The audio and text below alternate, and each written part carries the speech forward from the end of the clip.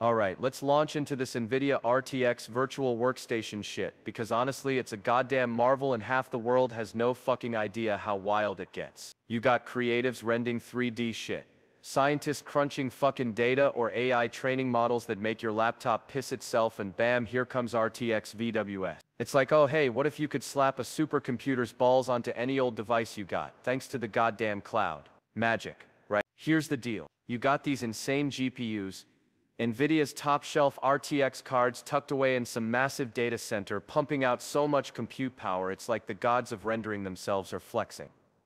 Instead of jamming all that hardware into your shitty old desktop, you remote in and suddenly you're working like you've got an RTX monster under the hood. Works wherever you are, as long as your internet is less trash than a dial-up relic. AI.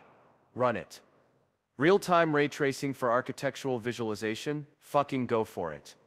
Video editing, VR, CAD, doesn't fucking matter. RTX VWS takes what used to be, if you're not in the lab with a $10,000 rig you're boned, and just drop kicks it. Now anyone, anywhere can spin up a god-tier workstation on a Chromebook if they want. Zero compromise. Your software thinks it's running on a local beast. And security?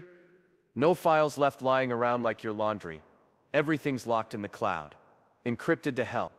It's a goddamn paradigm shift. Honestly, this is the future where no one's chained to one machine no matter how intense the work. Bottom line, NVIDIA RTX VWS shatters the old limitations and says, go ahead, render the goddamn universe from your couch. Wild, isn't it?